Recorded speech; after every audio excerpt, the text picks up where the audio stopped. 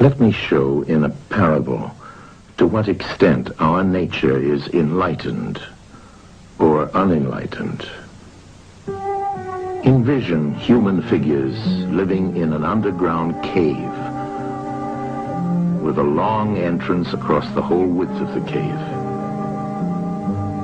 Here they have been from their childhood and have their legs and necks chained so that they cannot move and can only see before them, being prevented by the chains from turning their heads around.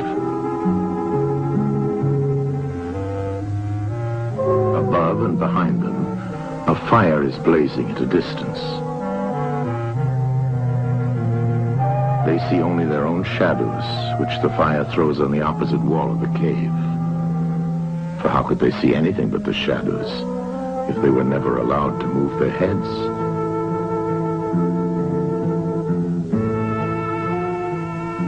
Between the fire and the prisoners, there is a raised way and a low wall built along the way like the screen which puppet players have in front of them, over which they show the puppets.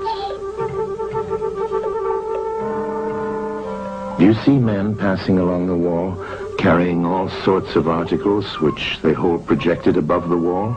Statues of men and animals made of wood and stone and various materials?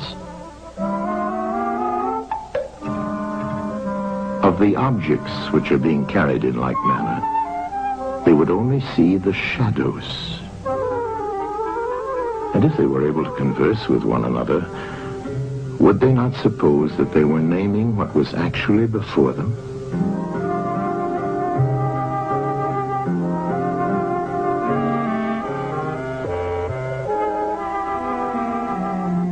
And suppose further that there was an echo which came from the wall.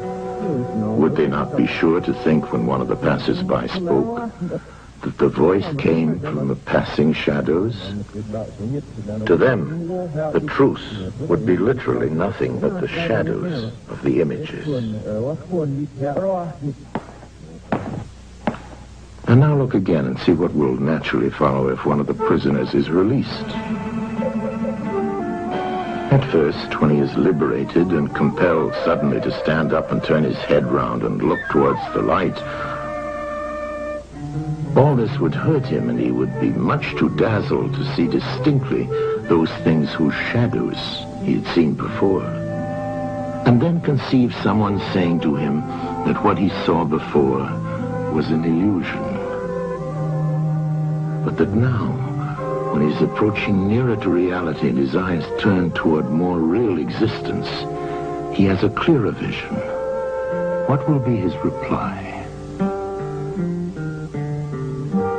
And you may further imagine that his instructor is pointing to the objects as they pass and requiring him to name them. Will he not be perplexed? Will he not think that the shadows which he formerly saw are truer than the objects which are now shown to him? And suppose once more that he is reluctantly dragged up a steep and rugged ascent and held fast until he is forced into the presence of the sun himself. When he approaches the light, his eyes will be dazzled, and he will not be able to see anything at all of what are now called realities. He will require to grow accustomed to the sight of the upper world.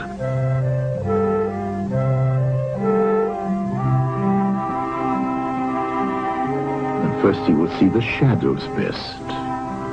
Next, the reflections of objects in the water, and then the objects themselves. Then he will gaze upon the stars and the spangled heavens and the light of the moon.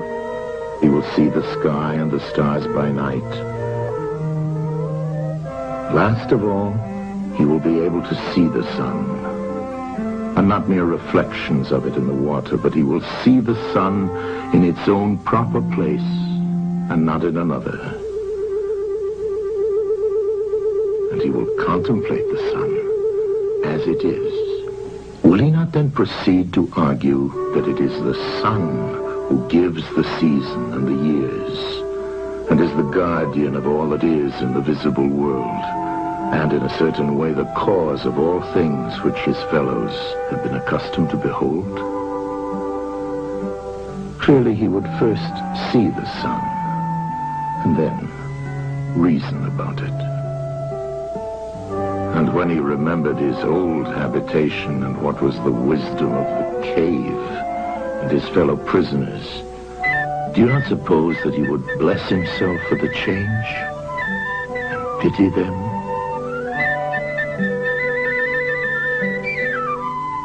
And if they were in the habit of conferring honors among themselves on those who were the quickest to observe the passing shadows, and to remark which of them went before and which followed after, and which were together, and who were therefore best able to draw conclusions as to the future, do you think that he would care for such honors and glories, or envy the possessors of them? Would he not say with Homer, "Better to be the poor servant of a poor master, and to endure anything rather than think as they do and live after their manner"? Imagine once more such a one coming suddenly out of the sun to be replaced in his old situation. Would he not be certain to have his eyes full of darkness? And if there were a contest of measuring the shadows, and he had to compete with the prisoners who had never moved out of the den, while his sight was still weak, and before his eyes had become steady, wouldn't they all laugh at him and say he had spoiled his eyesight by going up there, and that it was better not to even think of ascending?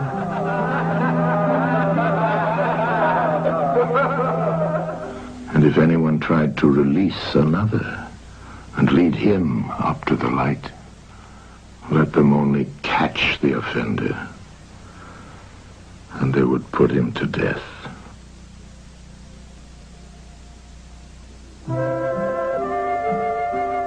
It is the task of the enlightened not only to ascend to learning and to see the good, but to be willing to descend again to those prisoners and to share their troubles and their honors, whether they are worth having or not.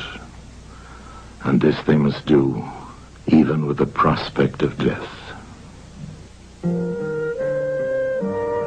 They shall give of their help to one another, wherever each class is able to help the community.